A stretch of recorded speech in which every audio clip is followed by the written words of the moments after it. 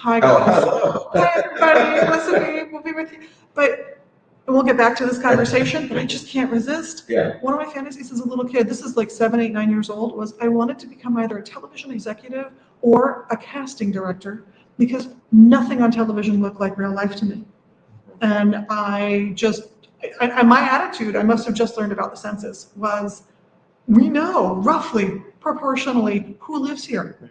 It can't be that difficult for the casting director to go, okay, so I've got 12 regular cast members to cast, and 6 of them should be men, 6 of them should be women, roughly, and this many should be African American, this many should be white, this many should be Hispanic, this many should be Asian, this many should be Native American, indigenous peoples.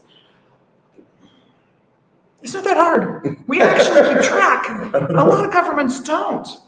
Hey, hi everybody. Good morning. I'm crazy. It's okay. It's been a rough week. Yes, it's been an interesting time, but let's start with what's going on. All right, what is going on? Okay. The rest of November, we were at the big show. I would be teaching herbalism 2 tonight, but due to unfortunate circumstances, we will not be doing that tonight. Everybody knows. Tomorrow, I'll be online talking about the herbs for a few minutes. Noon on Saturday, the second installment of the Standing Stones Open series. This is a free event open to everybody, and it's sort of a intro to Wicca 101 from the Standing Stones perspective. It was really busy here on Saturday. It was Yeah, it's between really the cool. first class, and the book event, the launch party, which was great. Yeah. Thank you for coming to that. You're welcome. That was fun. It's great to see the shop full of people. So if you're looking for community, guys, this is the place to be. Definitely.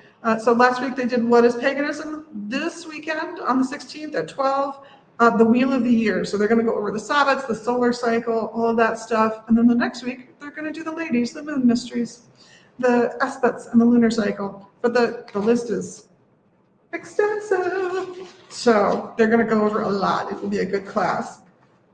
What else we got going? Whew. We've got Reiki 1 on the 17th at noon. That's a Sunday. Also a new person starting. You guys will have fun with her. Them? I actually don't know. That's okay. Then we've got our Reiki share on the 24th at noon and Palmistry 101 at 4 p.m. That's a by donation class. Fantastic class, by the way. Really in depth, and there's at least 4 units to the class because he's broken it down so that it's in good chunks. You might get a short review if you didn't attend the first one, but that's okay. Still a great class. I will also say that this week we will be putting up the Yule tree because, it's that season.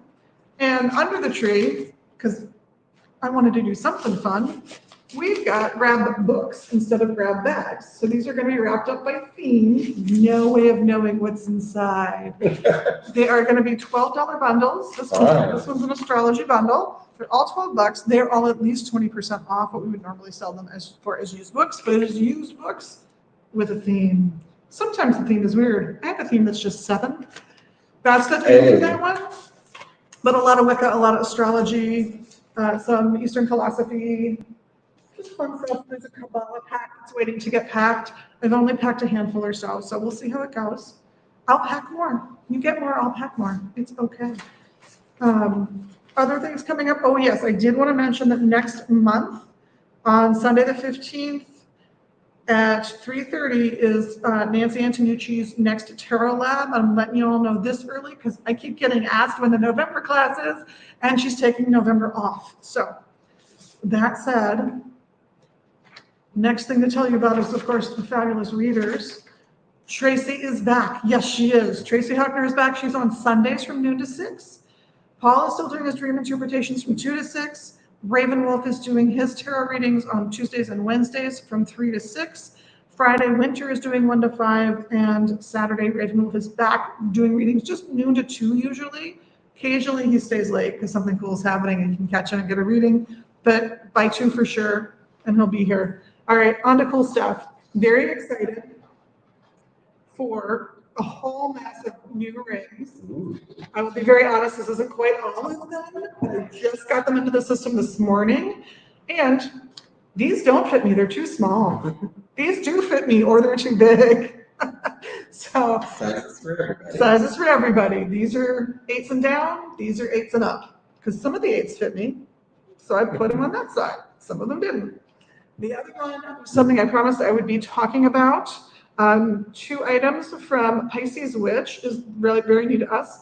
Tranquil Soul, the calming intention oil. Now this has things like amber in it. It's very, very pleasant, a little vanilla, very calming. So if you need that calm point, this is something worth looking at. The other thing she made, I promised I would talk about it today, so I am, but despite getting restocked, I have count them, 1 bottle left of local made, Minnesota made Florida water. So if you're in the market for Florida water, I'd say come get it today. I will be letting her know we're already out, but she makes batches monthly, assuming she's healthy. That's what I got for cool stuff, which brings me over to you. Yay! I'm also cool stuff. Yes, you are. This is Mr. Marcus, Good morning. formerly of Megas Books and Herbs. Formerly Max Books for 5 years, Yeah. almost to the day. Yeah, but lately of Llewellyn Publishing. Well, That's right. We're very happy about this. yeah. So tell us the happy journey that got you there. To Llewellyn? Yeah. So, I think it was 2016. My life was kind of in shambles. It was a really rough time for me, and I was doing some seasonal work. I walked into Magus one day, and this was when y'all were at In Dinkytown. underneath the post office. And I was looking for a book on like meditations and things to help in a tough time in my life. Yeah. Like, this is a good place for that. It really, really is. And one of the sales associates was like, "Hey, are you looking for a job?" And I was like, "Oh my God, yes I am." Because it was middle of summer, and I knew the job was going to last through the fall. And I was like, "I am." I put in my application, did my interview, was hired pretty quickly, and just started stocking books.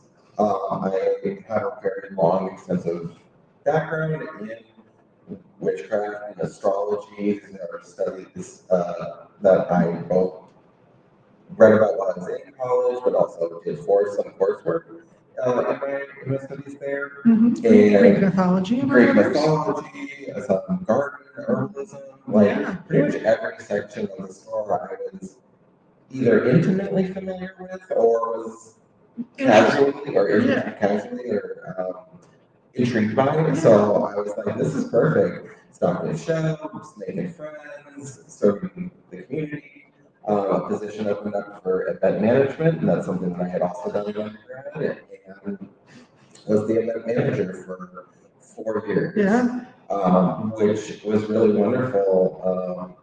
As we are in my old office space, the event room. Although I did my desk downstairs, and I picked things up too. Yeah, the transition to this place was a little rough. We made it and built rooms and painted them and had community groups. That's right. You and I painted this room. Yeah, We did great. On the bottom. It wasn't always easy, but showing up, and, it was my job. I was happy to come in, and it wasn't always easy. Certainly wasn't always easy, but what job is? What job is like sunshine, rainbows every day? Every job has the, oh my God, I have to wash the dishes task. I don't care what job it is. Yeah. Oh my God, this is happening. Blah, blah, blah. Okay, show up, And that's also just kind of who I am. What I was raised to do was to show up and help when needed, and it's served me well. In my time as event manager, authors would come through town for conferences or festivals or just because they were traveling, and I'd help set those events up here, art shows, all sorts of things. And I know the pandemic happened, that was a rough time for everybody, and was one of the first people to come back. I said, hey, I know these, the pandemic payments are gonna end. I'll come back and basically do some attendance at readers or try stuff in the store. And 2021, and there was a position open up Llewellyn for an event manager, and I was like, okay, I've done these things. Walked into the interview, and my now boss actually had a manuscript for a book that I knew I would be for a local author company, and I had done his first event here, and so I was like, oh, I'm gonna probably do the event over at Vegas for that too. It turns out I became his publicist, so that is what I do now. Is a lot of things over at Llewellyn. Being a publicist is a really cool job. Essentially what I do there is help authors get interviews for all kinds of media. That includes podcasts, that includes stores that have Instagram Lives, radio, television, newspapers, magazines, pretty much if it is media related. I reach out to those producers and editors and throw a bunch of emails into the void and hope someone comes back to me. I also help set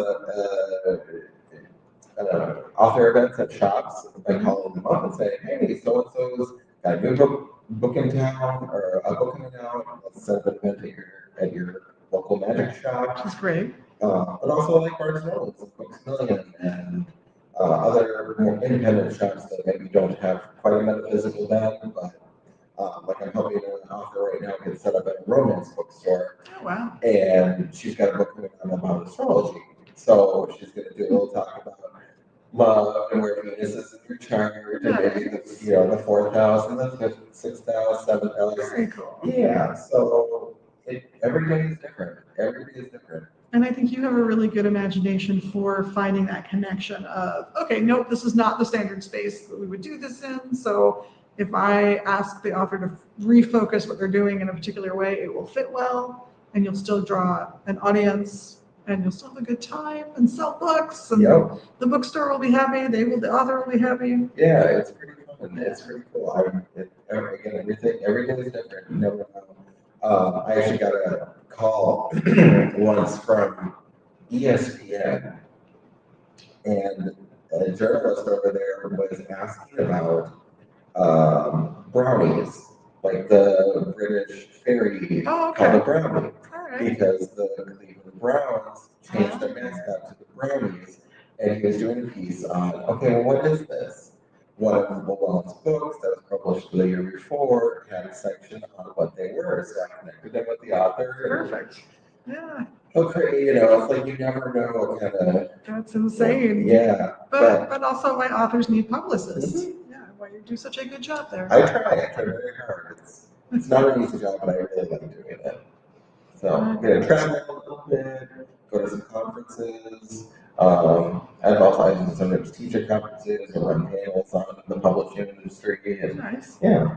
This is very cool. It's pretty awesome. So yeah, I know we were all very excited when you got the job. It was really good. It was good. It was a little bittersweet. Yeah. I've been here for 5 years. I had seen the store go through some pretty major changes and seen a lot of really awesome employees come in and do good work and leave and come and go, and myself included. Yeah. So, yeah. I always try to keep Magus in my, not only just in my heart, because it was there when I needed it the most, which is something I do advocate for when I'm talking to other people, especially the cities. Mm-hmm. If you're going through a rough time, step into Magus. There's, readers, if you have the cash for a little bit of reading, get insight, or books on all sorts of things, from simple breathing meditations, herbs, any kind of herb that you have been looking for, all the way to like ceremonial magic and like deep dives into like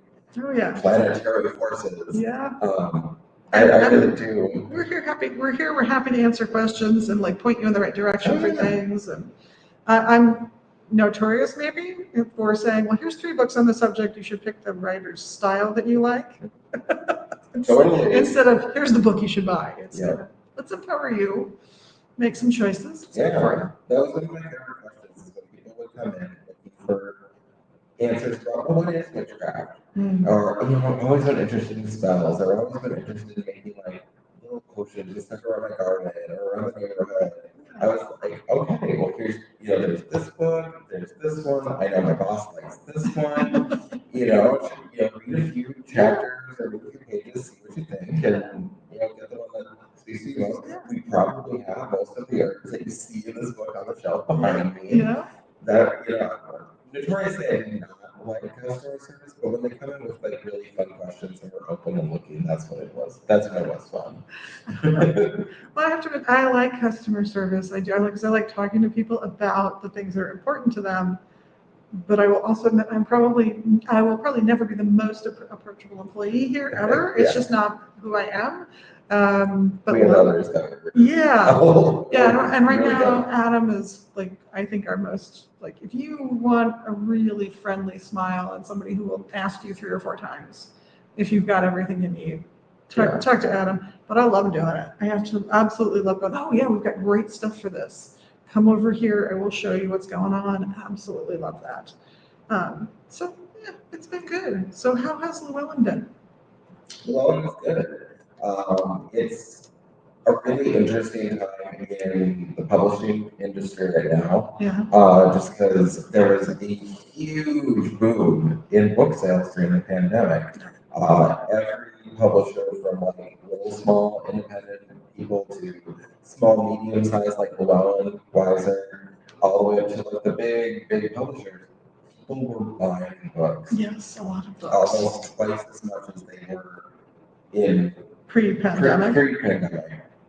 That has slowed quite a bit, and I know that's one of the newsletters I subscribe to is Publishers Weekly, to keep just informed of what the general trade is doing and what some trends are. And publishing is really, the number of books being sold these days is much lower. Now, that's not to say that it's back to where it was in 2007 or 1999. We're looking more like at 2017 numbers, 2018 numbers. So not that long ago. There's still a huge interest in witchcraft and astrology and healing and energy work, chakras. Just going to point out that's true whenever Equalizer is on the television. I don't care which iteration you're talking about. Because those shows, I think, reflect a lack of individual autonomy. And as we're seeing now politically, there's going to be less and less autonomy granted to citizens.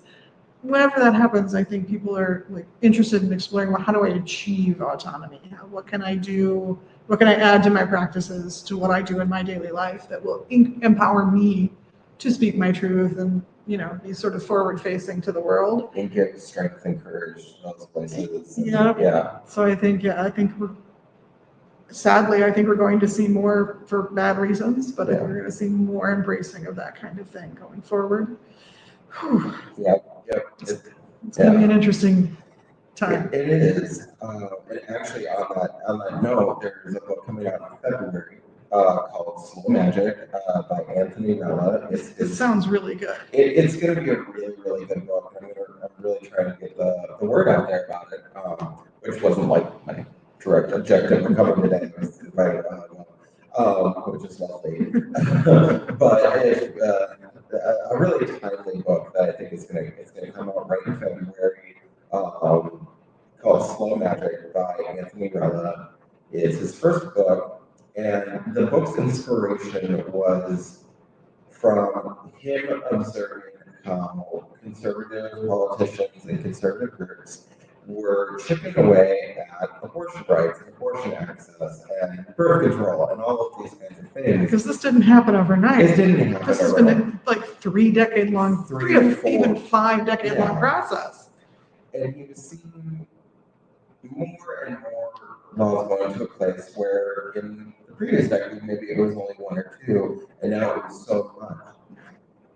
His inspiration his goal in this book is how to create magical resilience and perseverance for people doing work on more liberal causes and more magical causes, and fighting for the earth and fighting for communities, and how to do that on days when maybe you don't have the energy or the world seems really dark and really hard.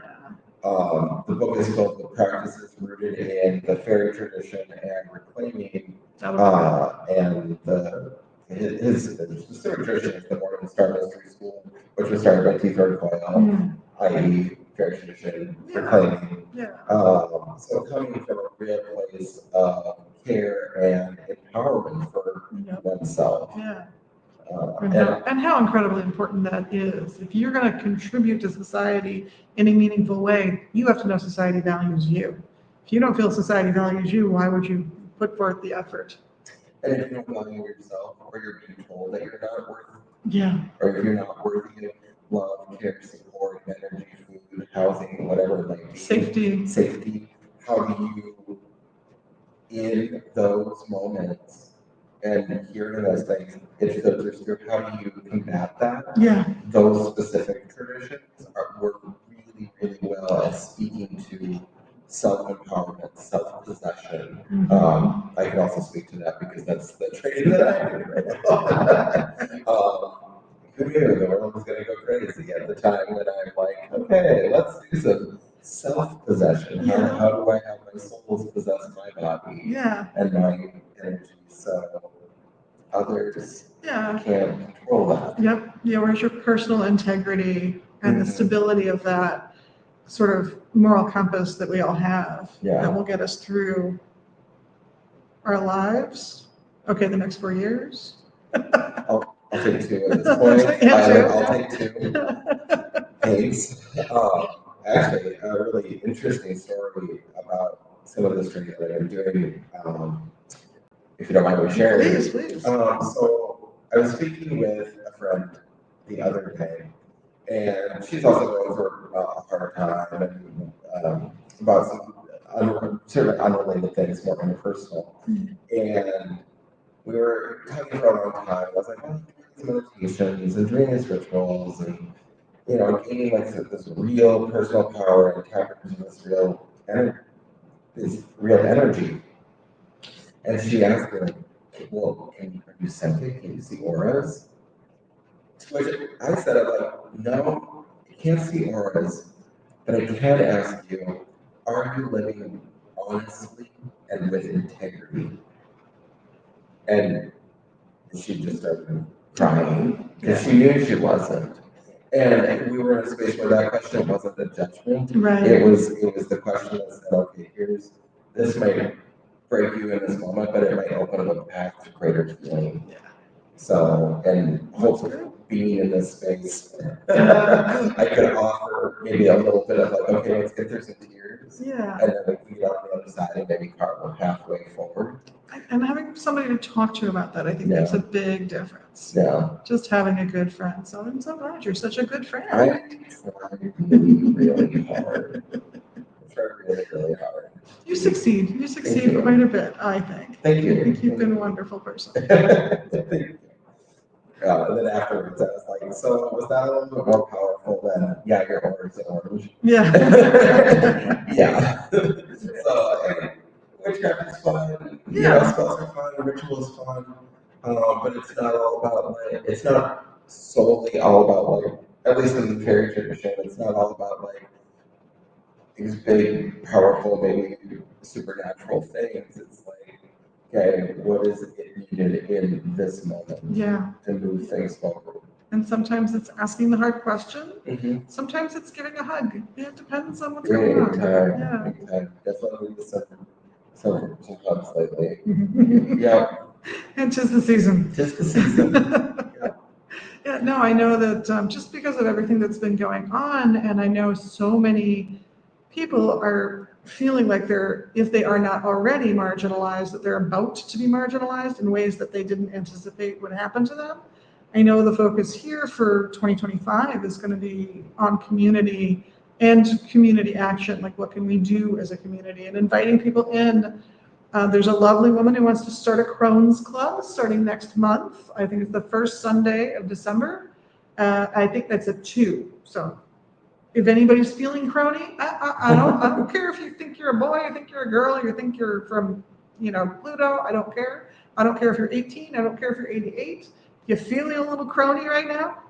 Come down. Want some of that old wisdom. Yeah, come down because she'll be trying to generate that kind of community, and she does the Food Freedom Radio Show on AM 950, and I'll be on that again soon, by the way. So tune in.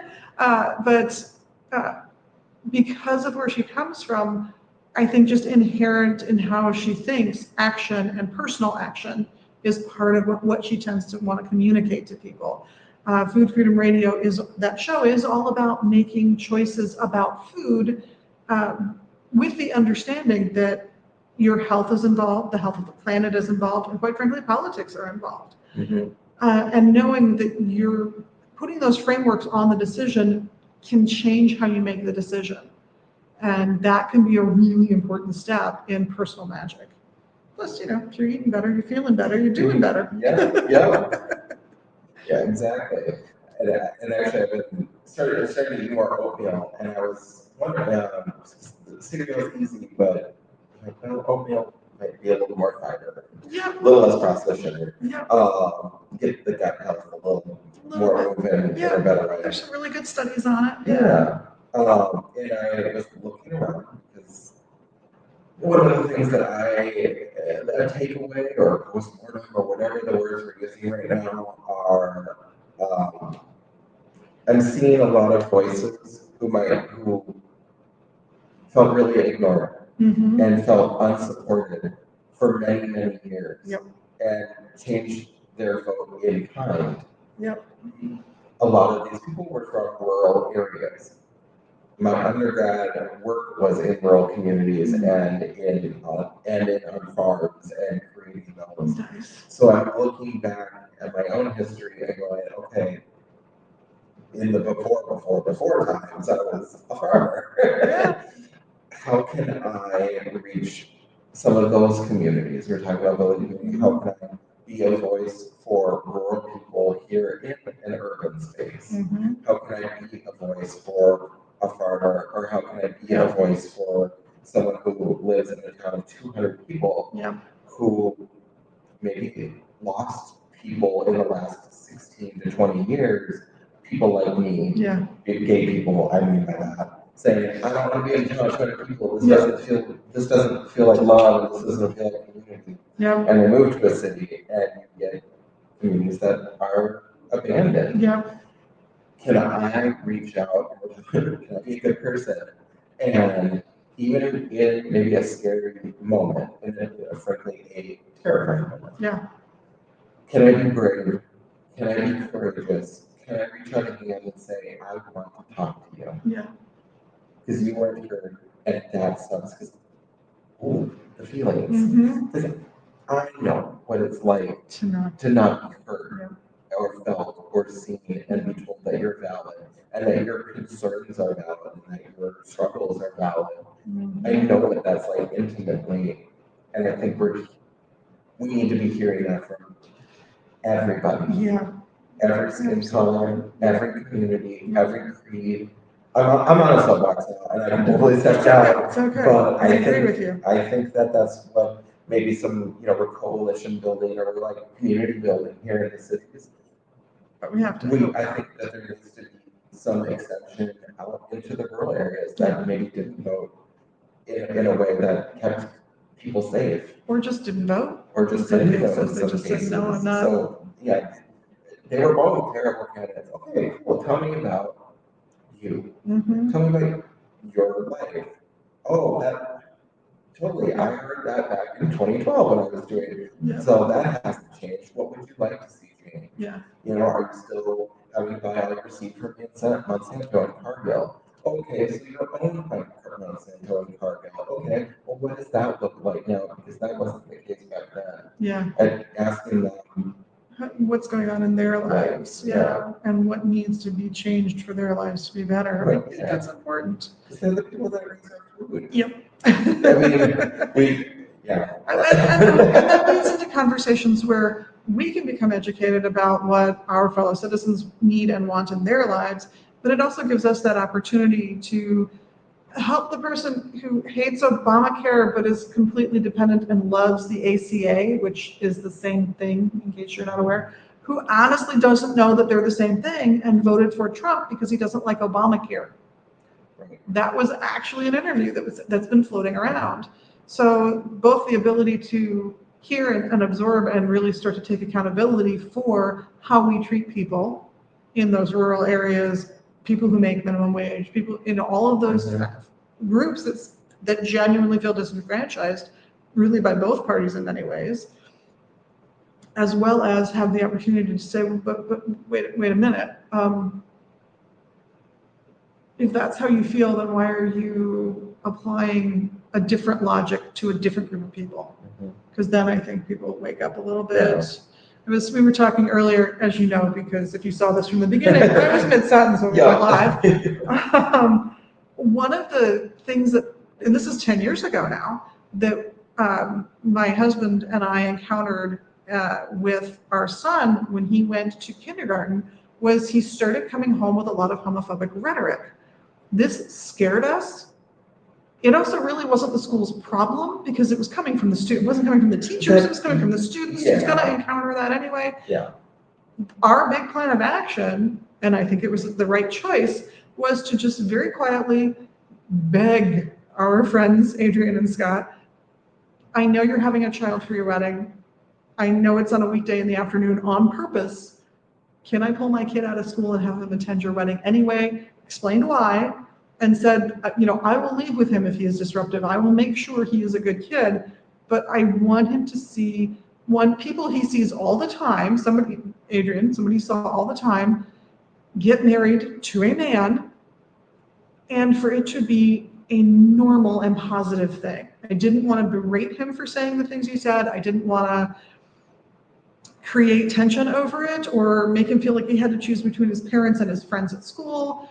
I just wanted to provide the positive example of and humanize what he was talking about with his friends in school, what his friends were bringing up to talk about with him.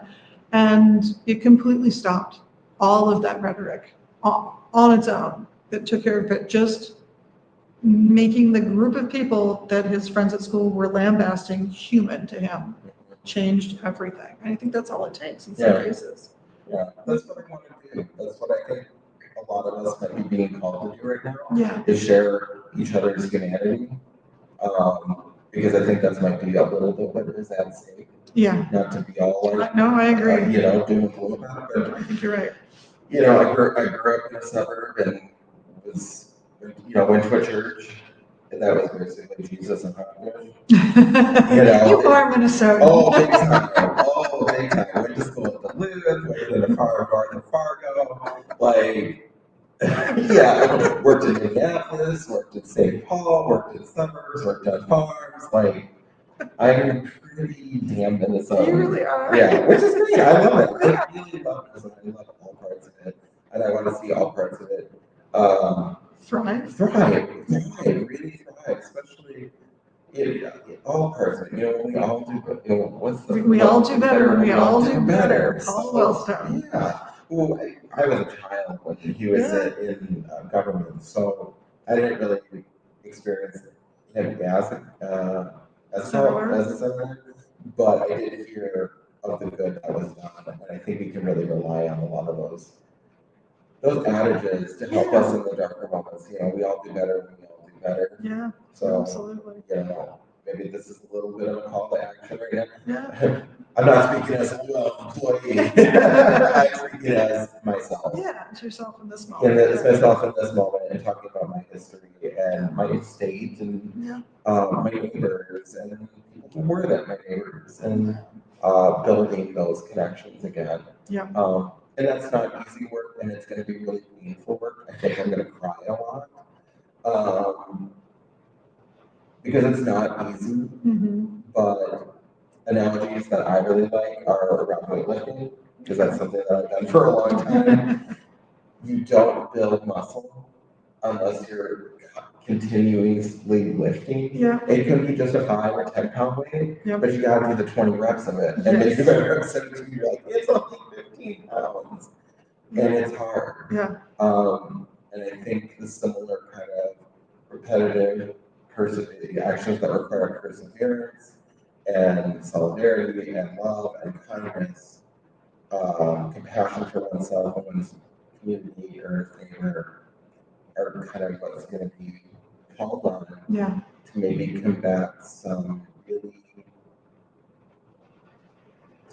some forces that are opposite of that. Yeah. Some forces that don't care. that aren't coming from a place of growth, that aren't coming from a place of compassion. Yeah, And the more we can go, actually, this is my neighbor. yeah, Actually, this is my friend. Actually, this is a person that's standing next to me. Yeah. Or actually, those are people that live in the cities, yeah, you know? Or those are people that live in the middle of nowhere. Or those are people who are running those farms. and they all have value And and purpose and meaning, and yeah, and it means hearing each other's stories in a way I think we haven't been for a long time. yeah, for a long time, I think we've heard a lot of stories and we've heard a lot of different stories from a lot of different people, but I think it's time to keep pushing that and keep Yeah. pushing that open and hearing maybe some voices that we haven't heard from in a while. Yeah, yeah, And I think that's okay. I think there's people who the hurt's too big, yeah, the feelings are too raw. Yeah. And I hold space for that and say, you don't have to do this work right now. no, I'm also very raw and very vulnerable. And I think I have the space and energy to do it right now. And yeah, when I don't, I'm gonna put it down, but I'm gonna have to build community to ask someone to maybe pick that torch up for pass it a on, yeah, couple, for a time yeah, until I can, and then, hey, oh, now there's two people who are stronger and more experienced. yes, exactly. Telling, building, I don't know. And I think that lies at the heart of it too. I think sharing jobs and passing on jobs and passing on the tricks that you learned on how to do those jobs, those are positive steps that I think will make a difference in the long run. But yeah, I think and we're headed for a very natural phase for Megas Books, which is we actually want to hear your story.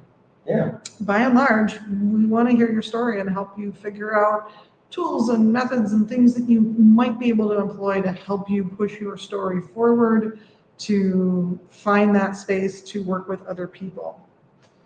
But I think I need to do the secret word, and I think I liked a word you said, which was compassion.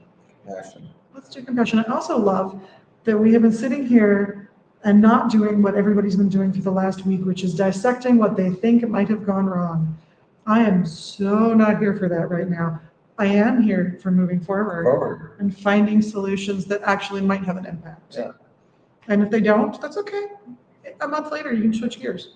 Right. Just don't do it in a week basis, please. Just stick with it long enough to really see if it works. Yeah, it takes a while. It takes a while to build communities and build trust. Yeah. Because I can think of 7 people right now who I don't think, well, no, I probably wouldn't trust with my well-being. Yeah. And that's really scary and that's very vulnerable. And if I can find some common ground that isn't who I am as a person, just generally speaking, what other because I'm not just gay, I'm not just having a master's degree, I'm not just an astrologer, I'm not just a witch, I'm also a farmer and a man and white. And okay, what are some of those common grounds that we can hold each other's hands and go, I see you, I hear you. Yeah. And with this hand go, oh, you're not a man, oh, you're not white, oh, you're not, you don't have a master's degree, oh, you're not a witch. Okay, I see you, I hear you. Yep. And if we all find common grounds and disparate grounds, oh, I'm sure there's some sort of like, I'm gonna get real esoteric with it because here we are. Isn't that some concept of polarity? Yes. Magic. Yeah, polarity. Isn't that fun? It's not just gender. No. I No, see it's you, really I'm like you. I see you, I'm not like you. Yep. Yeah. And we can hold hands together, and I can be the middle space. And who are you the middle space for? Yeah. And who are you the middle space for? And all of a sudden, we're 10,000 strong, Yes. or 100,000 strong. And that circle keeps growing. And we share each other's stories amongst each other. Yeah. And share each other's humanity with each other. Yeah. If you can touch somebody, you can change who they are. You really can. You can change their perspective enough that they change what they think, how they behave. It's absolutely amazing. But you have to give people time and space. They have to be able to be present in front of you and who they are in front of you. Mm-hmm. Even if sometimes that is uncomfortable. You might have to explain why it's uncomfortable. Mm-hmm. And maybe say, hey, I'm a person too. But that can be done. Yeah. Yeah, but we should sign off. I hate to say it. Sorry, we've been talking for a while, and I know I was supposed to talk about like upcoming books and stuff, and I did one, but Yes, good job. I think it's an important one. yeah, and I think we're in a, yeah, totally, and there's all sorts of other wonderful things coming up from Llewellyn. Put Llewellyn hat on. I Yes. don't actually have hats, but I'm wearing one now. Check out Llewellyn.com. And I order from Llewellyn every single Yes. week. Like I sit down when I'm here on Sunday and I order what we sold in the previous week, and then I look to see if I can add more, and I will add more every time I can. But yeah, so if we don't have something from Llewellyn and you want to come and support a local shop, just let us know, because I guarantee you the order's going to get packed on Monday. Yep, fully. We usually have it on Wednesday, sometimes Yeah. Thursday. So Yeah, no, that's awesome. Vegas, I think, is a real space for community, and I love that. Thank you so very much, Liz, for giving me a space to share my thoughts and feelings Oh, on yes. kind of some of the stuff that in my story and my history, and Yeah. hopefully maybe it brings a little inspiration to people out there. Yeah. You might have convinced somebody to try becoming a publicist. That would not be a bad thing. Hey, publicity is fun. It's a little bit of a tough gig to get into. It's very much a job where networking is, Yep. you know. And you as are I've the been- king of online networking. I've had a lot of experience in it. It's good. So, but no, Vegas is amazing. So is Llewellyn. Well, it's Gosh great. darn it. And so I'll be getting one. So is Weiser. You know, True, I- and I yeah. do love them too, but I've known so many people who've worked at Llewellyn, Yeah. one way or another, whether they've been in the art department, publicity, editing, sales. I've Yep. known I've known people from every department. Yep. It's sort of an amazing place to be. Yeah, it really is huge. For a publishing company, Yeah. of our size and volume we produce, we are huge. Yeah. We have over 70 people working at there, and that is unheard of Yeah. in the publishing industry. Most publishing houses, when you look at the little brand, we have to sign up. We do have to sign off. Okay, Yes, well, but go Anyway, ahead. well, it's amazing. We're huge. We employ so many people. So when you buy a Llewellyn book, you know, you're helping so many people. And you're helping Minnesota. Buying at Llewellyn, buying at Megas means also that there are corporate taxes that are going to Minnesota schools. Yep. So if you are local and want to shop local, these are two great companies, two Yeah. great ways to do it. But we gotta go. So bless Thank you so much.